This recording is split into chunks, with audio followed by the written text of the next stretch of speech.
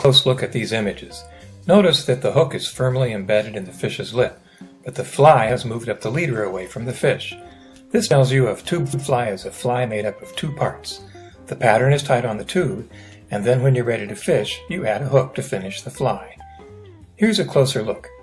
When you're ready to fish, you thread your tippet through the tube fly, tie on whatever size and style of hook that matches the fish you're going for, and then snug the hook eye either into the tube directly or into what is called either hook holder or junction tubing. Simple as that. It's really an elegant system, and it gives tubes some significant advantages over conventional flies tied on hooks. Simply put, you'll hook more fish on tubes, and you'll land more fish on tubes. Here's why.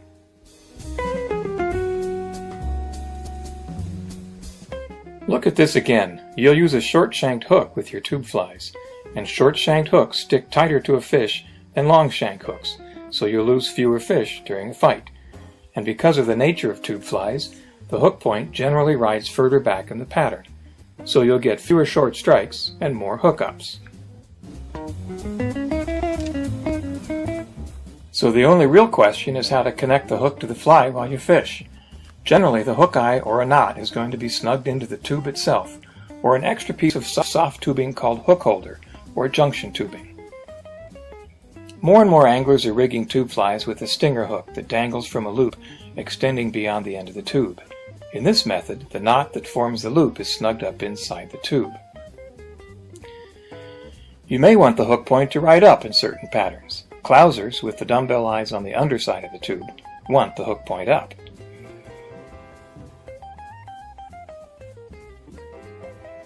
The same holds true for jig flies, so the hook won't snag bouncing over cover or rocks.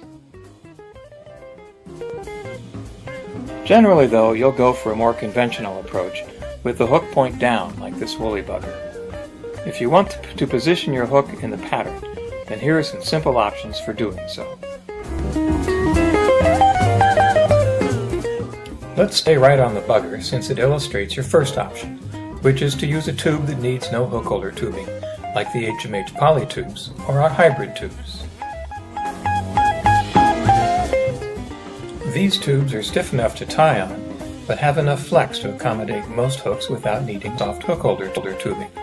This gives you a neat advantage. You have a little more option in deciding where the hook point will be in the pattern, because you can snug the hook eye in just a little or a lot.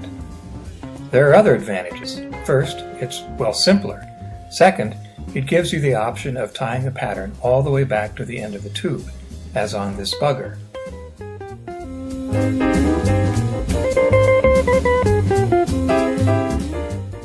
Or you can leave some tubes showing to give a spot of color. You'll probably come up with more ideas in your own tying.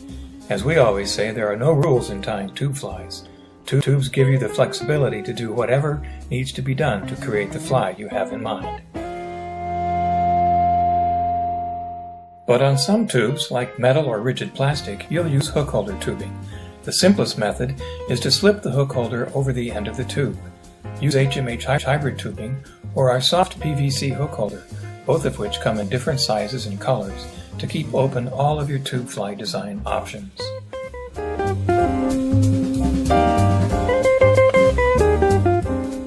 You can also use an inner nested tube to create a flush connection between your hook holder and your tube.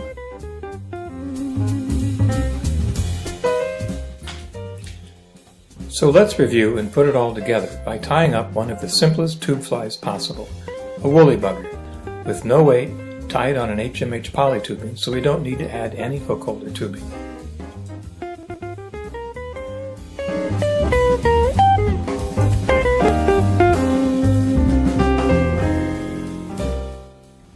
It should become evident that the only real difference in tying on tubes is that you're tying materials on a slightly larger diameter shaft. Otherwise, all of your skills as a fly tyer on hooks are immediately applicable for tying on tubes, and you can get started right away.